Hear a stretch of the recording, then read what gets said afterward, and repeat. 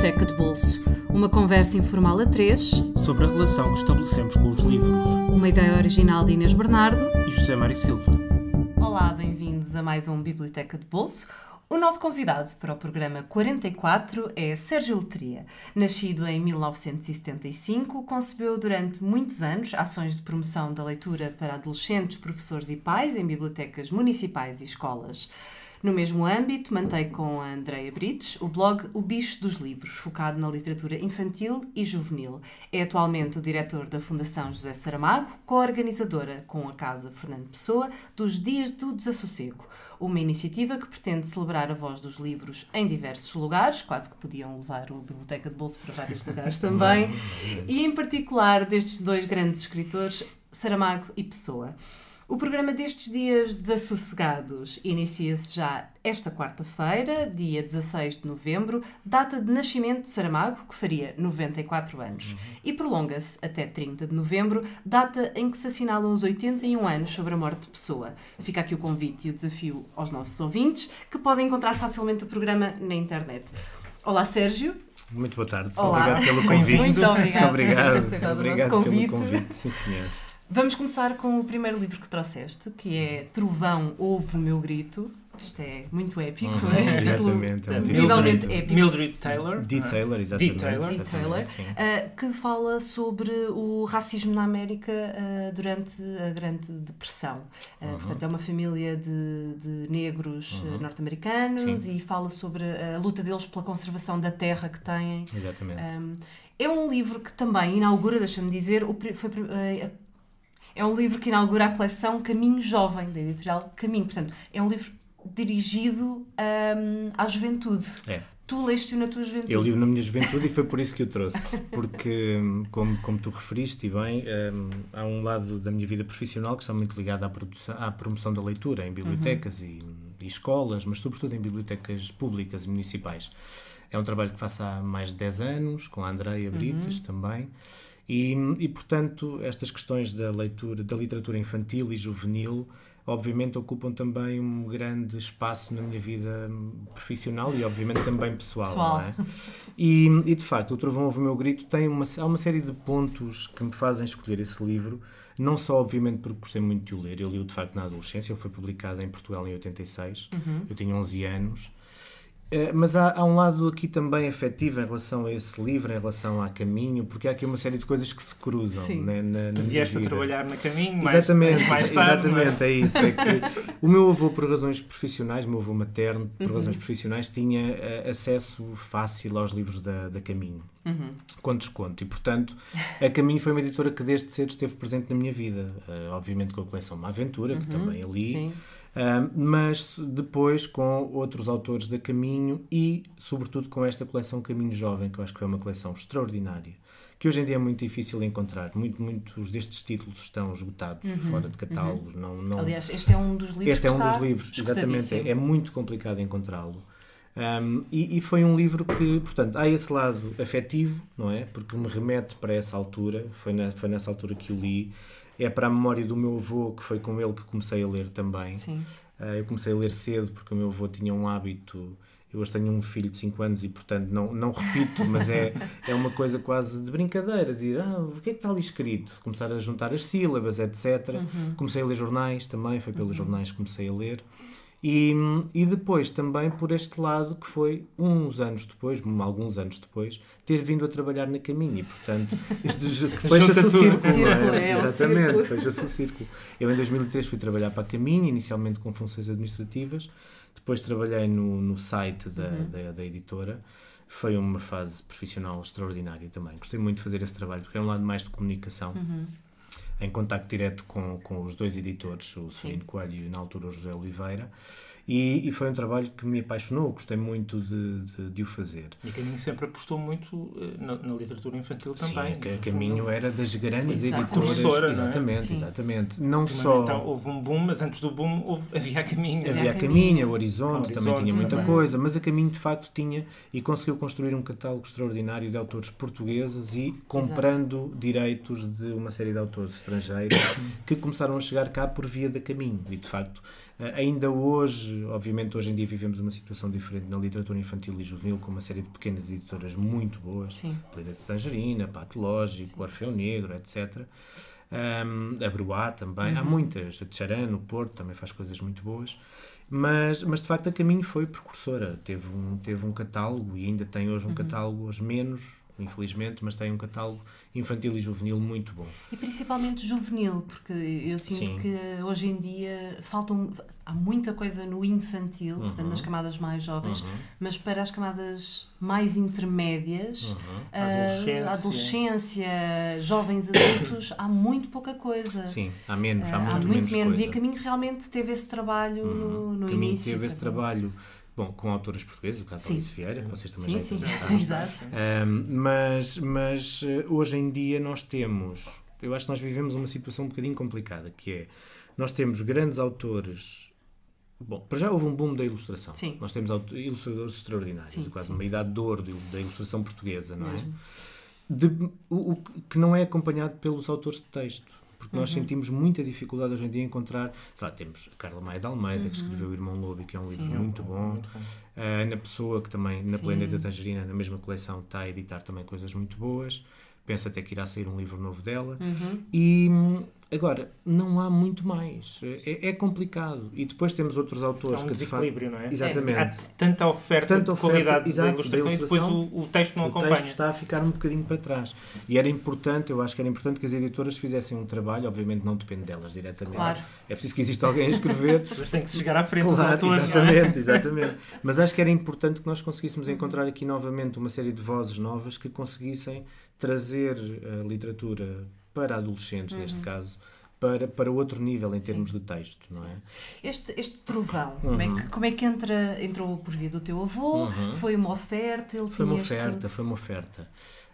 uma oferta e foi um livro de que eu gostei muito, pronto, e esse era o terceiro ponto, por causa da temática que ali é tratada, não é? E eu também o escolhi hoje por causa disso, porque há aqui uma ligação direta com o que se está a viver hoje em dia, não é? Sim. É um livro, como tu referiste muito bem, que trata essa questão. Há uma frase de uma das personagens, já não me recordo de qual, que diz: é assim que as coisas são. E, portanto, havia ali, por um lado, uma força muito grande para tentar mudar as coisas, mas que batia num muro. Exatamente. Agora vai começar a bater mesmo no muro. Exatamente, exato. No muro de todas aquelas pessoas que não interessava, mantinha-se o status quo, não havia ali problema absolutamente nenhum. E hoje em dia nós estamos a viver outra vez essa situação. Quer dizer, obviamente não estamos ainda nesse ponto, e espero que não cheguemos lá, mas corremos riscos muito sérios de lá chegar, não é? Com todo este discurso populista, xenófobo, racista, fascista, tudo aquilo que nós lhe quisermos chamar, corremos um risco muito sério de voltar a assistir a situações como aquelas que são tratadas naquele livro. Obviamente, hoje em dia as sociedades evoluíram, a questão tecnológica, há uma série de outras coisas. Claro. Mas também é verdade, eu li isso um dia destes, agora a propósito da vitória, obviamente, do Trump, alguém que dizia que isto ainda é mais perigoso, porque não é só a questão das armas nucleares, nós nunca vivemos um tempo em que a tecnologia está tão disponível para aqueles que a querem utilizar também mal, não é? Exato. E, portanto... Basta ver a quantidade de intoxicação informativa que houve durante esta campanha exato, eleitoral. Exatamente. Em que a mentira graçou. Sempre. E não na campanha do Trump, então, era 90% das coisas que eram ditas eram mentira, e eram ditas com a cara mais, como se fosse a coisa mais normal do mundo, mentir sistematicamente. E não havia força para as desmascarar. E depois é uma coisa um bocado assustadora que quer dizer, eu também, obviamente, eu estou nas redes sociais, acompanho, mas eu às vezes estou comigo a pensar, quer dizer, eu também, houve uma altura em que havia uma aplicaçãozinha em que nós punhamos o Trump, via-se o cabelo do Trump a ser empurrado para um lado ou para o outro. Sim. Quer dizer, eu não sei até quanto é que nós, ao partilharmos isso, não estamos a entrar no jogo também, não é? Claro. Quer dizer, eu não defendo que haja, não se pode falar de todo, não, isso não pode ser assim. Mas de facto, nós se calhar também alimentamos esse jogo. E isso é uma coisa que me deixa um bocadinho também perplexo, porque às tantas nós deixamos de saber muito bem como é que nos havemos de posicionar no meio disto tudo. E foi também por isso que escolhi este livro, porque de facto é um livro... É isso, quer dizer, nós ali sentimos toda essa tensão, essa tristeza, essa revolta, que eu imagino que hoje em dia muita gente esteja a sentir nos Estados Unidos, porque já começa a sentir na pele. Sim. Tem havido notícias também nos últimos dias que dão sinal disso. Mas é todo o mundo que neste momento está em suspenso, sem saber muito bem o que é que vai acontecer. Não é? Só isso mesmo. Nos últimos meses da administração, da administração Obama, nos últimos 2, 3 anos, a quantidade de casos de polícias que assassinaram negros. Sim, muitas vezes em condições... As tensões raciais estão ao rubro. Exatamente. A percentagem muito superior de negros que são mandados parar pela polícia, muitas vezes sem qualquer razão, sem qualquer suspeita. Exatamente. Se isso já era assim durante o Obama, como agora, é que será agora? É assustador pensar o que pode vir aí. E depois é o que vem para este lado do Atlântico, não é? Exato.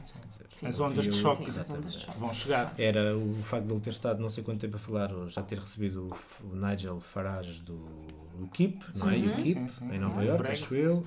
É Le Pen também. Claro. Enfim, estamos a viver de facto tempos muito complicados e eu acho que a literatura aqui, os autores, os escritores têm também aqui, podem ter um papel também aqui importante a desempenhar. E foi também por isso que trouxe esse livro. Foram estas 3 razões.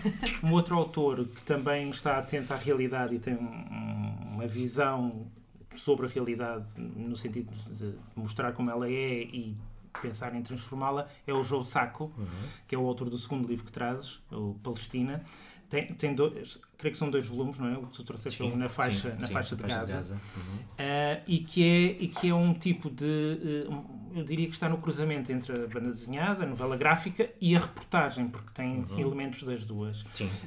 O que é que te atraiu nesta obra em particular do Joe Sacco? Nesta obra em particular atrai-me para já o tema, porque é uma situação que acompanho também esta questão da Palestina e tudo aquilo que se passa naquela zona, naquele território, que ao longo destas décadas não consegue ter paz. E, portanto, nós temos uma população que está a ser massacrada, em muitos casos, muitas vezes é isso que acontece. Não há aqui qualquer antissemitismo, que isso é uma outra coisa que às vezes acontece. Sempre que nós temos uma posição anti-Israel, politicamente anti-Israel, há logo às vezes uma tendência para...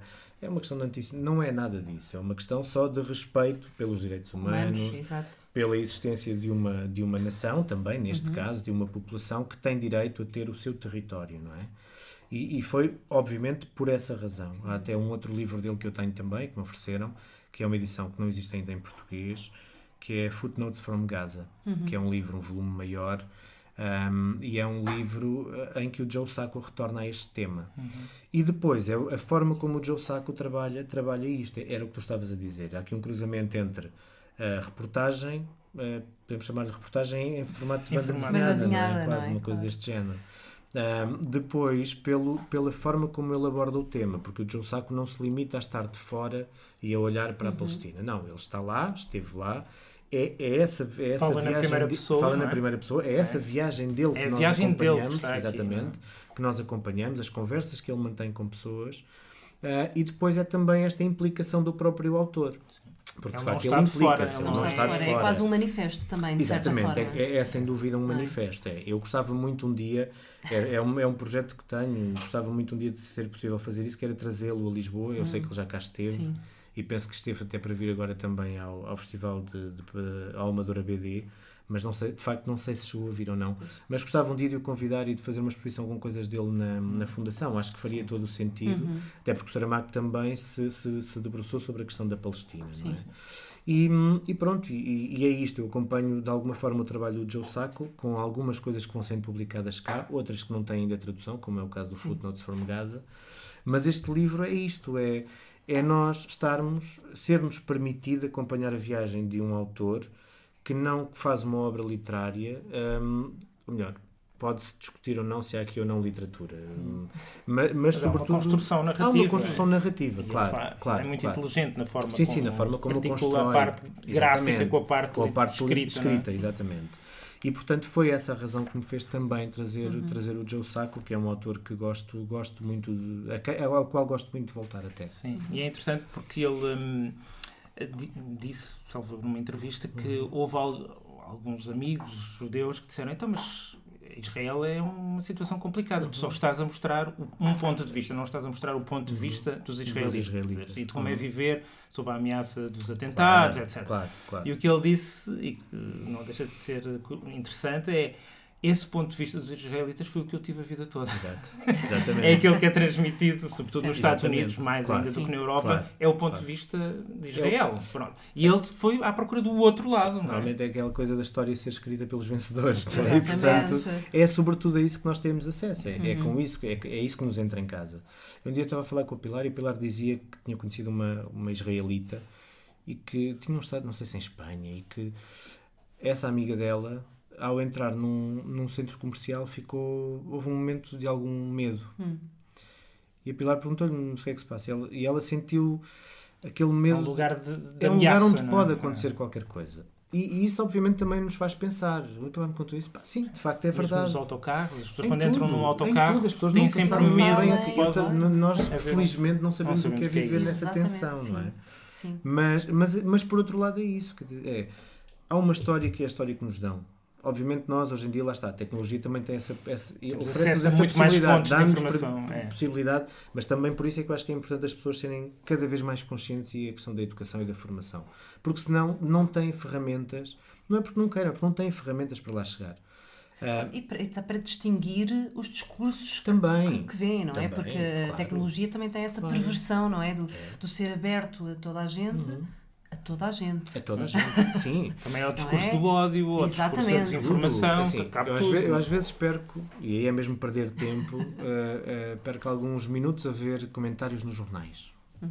Ui, as caixas de comentários. Ui, isso Quer dizer, são obviamente pequenos- é uma coisa que de vez em quando faço muito raramente, Sim. mas é o melhor exemplo. Quer dizer, está ali tudo. Está ali tudo concentrado. Parece que e isso me disse O fel todo. tudo, como também O nas redes ressentimento, o sociais. preconceito, Sim, tudo, está lá sim. tudo. A forma como são, às vezes, como algumas pessoas são linchadas nas redes sociais, há alturas em que tenho vontade, pá, não quero mais isto. Agora, profissionalmente é uma ferramenta importante e hoje em dia, de facto, é verdade que nós, para nos mantermos informados, convém estarmos ali, porque senão há uma série de coisas que nos passam ao lado. Verdade, A verdade é verdade. essa. E pronto, e foi por essa razão que trouxe este na faixa de Gaza. E pronto, e fica o conselho.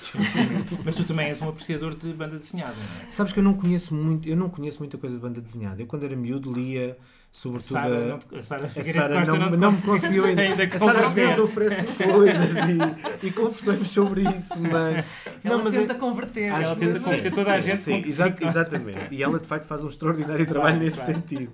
A questão é outra. Eu quando era miúdo lia a francófona, o Asterix, sobretudo o Asterix. Por exemplo, há um universo que não me diz absolutamente nada, que é o da Marvel. Pois, os Não. super-heróis. Nunca me disse nada. E eu tinha amigos que liam e compravam e faziam coleções. Há um herói que gosto, que é o Batman. Não me perguntem porquê. Gosto. Simpatizo com aquela figura. Mas Fora isso, não. Fora isso, nada. Nem sei se o Batman é Marvel ou DC. Nem sei. Se castiga Também não Também não sei. sei. É daquelas Eu coisas. O meu acho conhecimento que não chega eu aí. acho que é DC Comics. DC Comics. Mas Não não tenho a chega, o meu certeza. conhecimento não chega tão longe. Não chega aí. Mas O que mostra que somos completamente... Exato, Isto é básico, não é? exato, é isso. Estamos O completamente meu fora. conhecimento é Os nossos por ouvintes que apreciam todos a dizer, mas estes gajos... O meu uns conhecimento é incultos. pura e simplesmente nulo. Já sei que existe o Batman. Já não é mal. Que gostas, E vá, que gosto, aprecias. exatamente. Agora, Marvel, nunca consegui. Quer dizer, tentei. Obviamente lia também coisas da Disney quando era miúdo. Sim. Nunca, por exemplo, o meu miúdo lê às vezes coisas da Disney.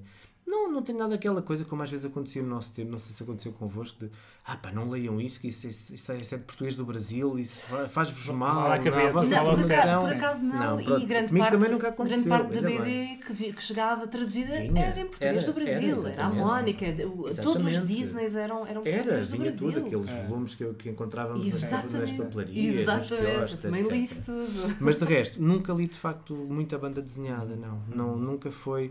Tenho lido, há coisas, por exemplo, os Comprimidos Azuis, que saiu agora, o Mouse, que também saiu há pouco tempo. É mais li novela gráfica. Exato, não é? e gostei muito mesmo. Sim. Mas também eu acho que tem a ver com a temática, com aquilo que é Exato. ali tratado. Sim. Porque essa coisa, vamos lá ver, da Marvel, não é de facto uma coisa que me diga muito. Quer dizer, a figura do super-herói, ok, posso achar alguma graça, mas não é uma coisa que me atrai, de facto. Sim. E, portanto, preferes a realidade. É mais isso, que é uma coisa às vezes complicada.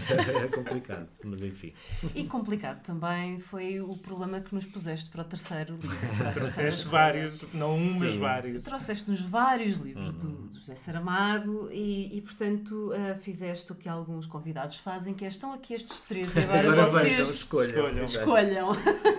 Mas, cara, podes tu escolher, pronto, vamos falar de vários. Sim, nós escolhemos A Viagem do Elefante, mas eu sei que tens uma, e se calhar começávamos por aí, tens uma relação muito pessoal com o caderno. Sim, bom, obviamente, quer dizer, teria, porque queria muito trazer livros do José Saramago por razões óbvias, Sim, não é? Porque trabalho na Fundação, é um projeto ao qual estou ligado desde o arranque.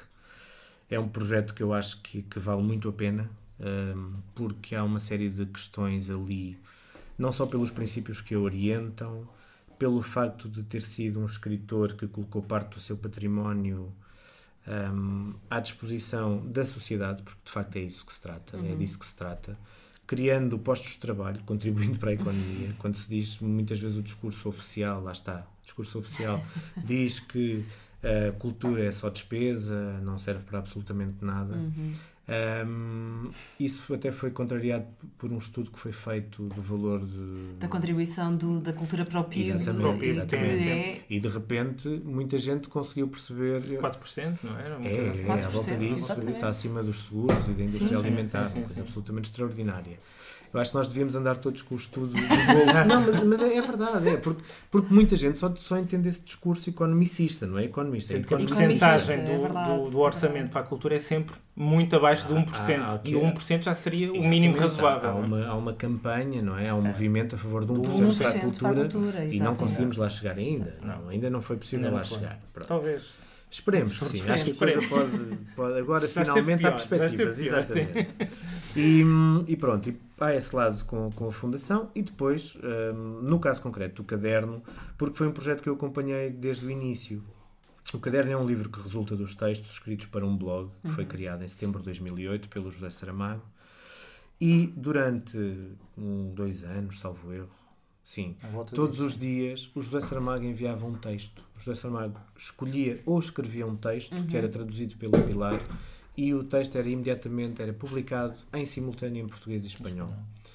E eu era em Lisboa e um colega nosso na altura da Fundação em Lanzarote, o Javier Munhoz, que tratávamos desse lado mais técnico, que era por isso simplesmente publicar. O que fez com que durante este período eu estivesse todas as noites avidamente à espera de saber. E era um bocado aquela coisa quase egoísta de sou dos primeiros a saber. Exatamente. Amanhã o resto do mundo vai ver. Exatamente.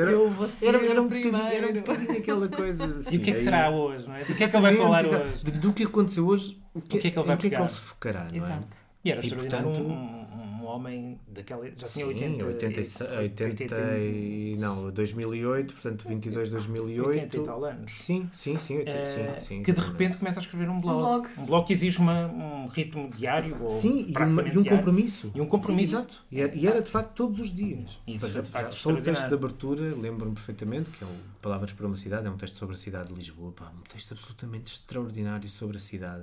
Depois a Time Out entrou em contacto connosco e publicou depois o texto.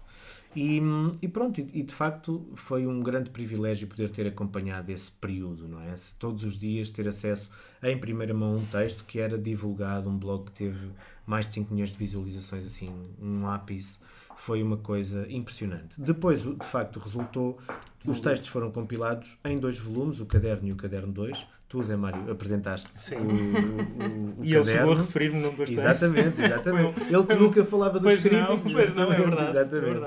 Até fiquei atrapalhado. Não era razão para isso. Mas foi essa de facto a razão pela qual eu trouxe, e também por outra, porque eu acho que o Saramago, à medida que o tempo for passando, eu acho que isso já acontece e sempre aconteceu. Mas eu acho que, a par do reconhecimento literário, eu acho que ele será também cada vez mais reconhecido como um pensador. E este livro, os textos do caderno, ou, por exemplo, um outro livro que também eu poderia ter trazido, que se chama Saramago nas suas palavras, que é uma compilação feita pelo Fernando Gomes Aguilera. Foi o comissário da exposição permanente que nós temos na Fundação e que da exposição que esteve no Palácio da Ajuda, Consistência dos Sonhos. O Fernando Gomes Aguilera o que fez foi ir pesquisar todas as entrevistas dadas pelo José Saramago e fez um livro, Saramago nas suas palavras, que é quase uma espécie de dicionário do pensamento dele. E de facto nós aí conseguimos ir, em termos de edição é mesmo quase como um dicionário, e nós podemos ir vendo uma série de coisas que ele foi dizendo. E conseguimos ter ali uma noção da forma como muitas vezes o pensamento dele estava muito avançado em relação àquilo que nós já estávamos a viver. Aconteceu, por exemplo, nós fizemos uma sessão sobre questões políticas na Fundação e alguém leu um texto, uma entrada do Saramago nas suas palavras sobre a Alemanha, por exemplo, e sobre o papel que a Alemanha poderia vir a desempenhar na União Europeia. E aquilo era uma coisa escrita em 94, salvo erro. Estava lá tudo. Não há aqui, obviamente, um dota adivinhatório. Troika, não é? Exatamente. Não é de todo isso. Mas é isso, quer dizer, há pessoas que têm essa capacidade e há outras que não têm. Ele tinha, pronto. E portanto, esse podia ter sido outro livro escolhido para trazer. Depois, no campo da ficção, trouxeste Todos os Nomes. Porque é um livro... Eu gostei muito de ler este livro. Esta história do Sr. José, funcionário de uma conservatório do Registro Civil. Porque é uma coisa quase nós... José Saramago aqui leva-nos muito bem para este labirinto que é o da procura de uma mulher. Ele depois, num ensaio que se chama A Estátua e a Pedra, que a Fundação publicou, que ele fala de vários dos seus livros, ele diz que, de alguma forma, Todos os Nomes nasceu também de uma pesquisa que ele andou a fazer relativamente a um irmão que tinha morrido e da qual não havia muita informação. E, de facto, ele aqui consegue levar-nos para essa... Para já é a construção das personagens, não é? O Saramago construiu personagens femininos extraordinários. Neste caso, este Sr. José, de que nunca se sabe muito, mas que é completamente obcecado, movido por uma ideia de encontrar aquela mulher num espaço que se torna muitas vezes obsessivo, de pequeno. E, portanto, foi um livro de que gostei muito. Gosto muito da frase final, quando ele diz... O Sr. José entrou na conservatória e foi à secretária do chefe, abriu a gaveta onde esperavam a lanterna e o fio de Ariadne. Atou uma ponta do fio ao tornozelo e avançou para a escuridão. Acho que isto E de facto é um dos... Não é dos livros mais referidos do Saramago, mas é um livro que gosto muito, muito, muito. E depois A Viagem do Elefante. Porquê? Porque é um livro onde está o humor do Saramago, um livro escrito em circunstâncias muito complicadas. Muito difíceis. Porque ele começou a escrevê-lo, depois adoeceu. E de alguma forma foi também até integrou a própria doença, não é? Exatamente, a neblina, da neblina, o plof, que nasce também desses momentos de doença no hospital, em que as coisas estavam de facto muito complicadas. E porque é um livro com esse humor, é um livro que nos traz uma história... Não tem a ver com o ensaio sobre a cegueira, em que não se sabe muito bem onde é que as coisas acontecem. Aqui é os nomes das terras. Aqui é os nomes das terras. O percurso todo exatamente, é uma coisa do Salomão. Começa aqui, termina ali. E nós vamos acompanhando este animal que ele nunca antropomorfiza, nunca se põe o elefante a falar, que seria estranho. Mas depois, tudo aquilo que circunda o elefante, as pessoas, os batalhões que o acompanham, aquele cornaca. Depois há uma passagem... E é muito saramaguiano, não é? Muito saramaguiano. O próprio narrador, que também vem... Exatamente, que nos vai dando pistas. Aquela coisa enfrenta um padre que diz: o povo unido jamais será vencido. O alemão, o austríaco que chega e diz: não, deixas de ser sobre e passas a ser Fritz. E depois, porque é um livro que... Deste livro nasceu uma peça de teatro extraordinária feita pelo Trigo Limpo Teatro Acerte, que é de facto um grupo de amigos que a Fundação tem. Quando eles nos propuseram fazer esta peça de teatro, nós pensámos: são malucos. No que é que eles vão ter?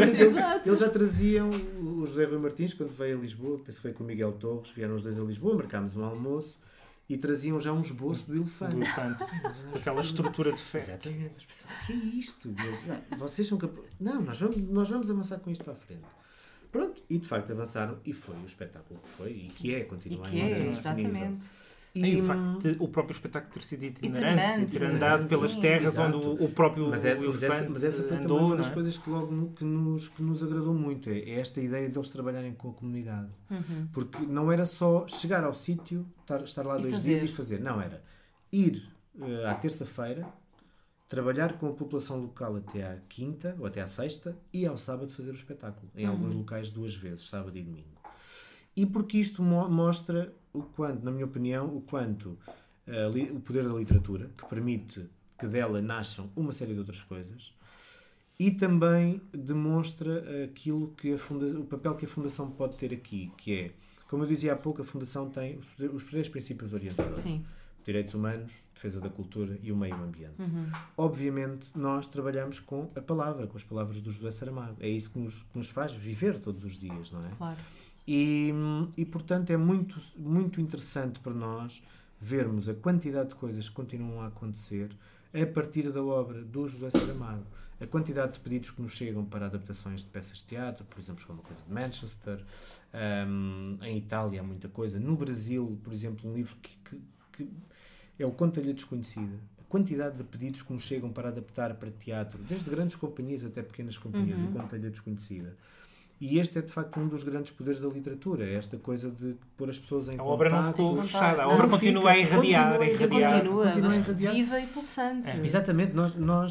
É isto. É de facto uma surpresa constante percebermos como uma obra de um autor, que já fisicamente já não está connosco, Sim. mas continua viva. Sim. E porque a Fundação também teve, desde o início, ainda antes de estarmos na Casa dos Bicos, nós organizámos algumas sessões em que um dos objetivos era tirar da zona de nevoeiro, dessa zona de neblina onde os autores caem muitas vezes e que nunca mais se encontram nas livrarias. E fizemos uma sessão sobre o Jorge de Sena, na biblioteca, no Teatro Nacional de São Carlos, e depois sobre o Miguéis. Com o Jorge de Sena houve um reflexo prático, que passado pouco tempo os restos mortais dele foram trazidos para Portugal. No caso do Miguéis a situação é mais complicada e de facto é uma pena e é uma tristeza que os autores caiam nessa zona de onde muitas vezes é impossível resgatá-los. Ou difícil ou impossível resgatá-los. E, portanto, obviamente nós trabalhamos com as palavras do José Saramago e a ideia é que ele, obviamente, nunca caia nesse espaço, não por uma questão de dinheiro, mas por uma questão, porque nós temos a certeza de que ler José Saramago é importante para que as pessoas possam ter uma vida melhor e possam estar mais conscientes, mais preparadas. E depois, terminando, porque esta ligação que entretanto se construiu com a Casa Fernando Pessoa é também um bom exemplo disso. Porque Lisboa tem esta vantagem de ter 2 casas de autores, que autores, não é? Exato. E, portanto, não faz sentido que não haja aqui um trabalho conjunto, não é? Mantendo a autonomia. E ainda por cima o Saramago escreveu um dos melhores romances, um dos grandes romances da literatura portuguesa sobre um dos heterónimos do Pessoa. Ricardo. Portanto, não faria sentido não haver esta ligação. E, de facto, pronto, isso foi possível. Temos feito um trabalho, de facto, muito interessante, que nos agrada muito. Porque as coisas correm muito bem, de facto. Há um diálogo constante. Nós temos um programa durante todo o ano que se chama Sem Casas Não Haveria Ruas, que é um verso do Rui Belo, em que temos uma sessão mensal em cada uma das casas. E depois, pelo facto de no mês de novembro haver estas 2 datas, resolvemos então fazer os dias do desassossego, porque a pessoa escreveu o livro do desassossego. Saramago dizia muitas vezes: vivo desassossegado, escrevo para desassossegar. Exatamente. E, portanto, faz todo o sentido criar aqui um espaço. São 2 desassossegados. Exatamente, e desassossegadores. E, portanto, e continuam exatamente, a desassossegar. A ideia é mesmo essa, é trazer para as ruas da cidade, nas nossas casas, noutros espaços, indo ao encontro de pessoas que estão a fazer trabalhos extraordinários na área do teatro, da música, e colocando sempre a literatura em diálogo com outras áreas artísticas. E pronto, e portanto estamos muito satisfeitos. Acho que a coisa este ano vai correr bem. O ano passado correu muito bem. E pronto, e foram todas estas razões. E para quem nos ouve, não se esqueçam de procurar o programa dos Dias do Desassossego, tanto no site da Fundação José Saramago como da Casa Fernando Pessoa. Nós vamos terminar. Vamos recordar que Trovão, Ouve o Meu Grito, de Mildred D. Taylor, editado pela Caminho, está infelizmente esgotado. Confesso que já estive aqui a fazer uma pesquisa e consegui encontrá-la a €1. No OLX. No OLX. Editores deste país, ouçam. Olhem para o OLX. Palestina na faixa de Gaza, de Joe Sacco, está editado em Portugal pela Mundo Fantasma, custa €15, está disponível, podem procurá-lo. O caderno está infelizmente esgotado. e tanto a Viagem do Elefante como Todos os Nomes estão editados em Portugal pela Porto Editora, em livro físico por cerca de 16€ e em e-book por cerca de 10. Nós aqui ficamos desassossegados, incrivelmente desassossegados, assim como esperamos que fiquem os nossos ouvintes. Para a semana estaremos de volta, talvez um bocadinho mais sossegados, com mais um episódio.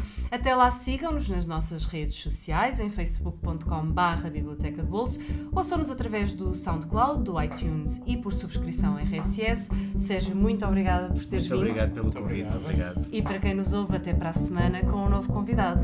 Até para a semana.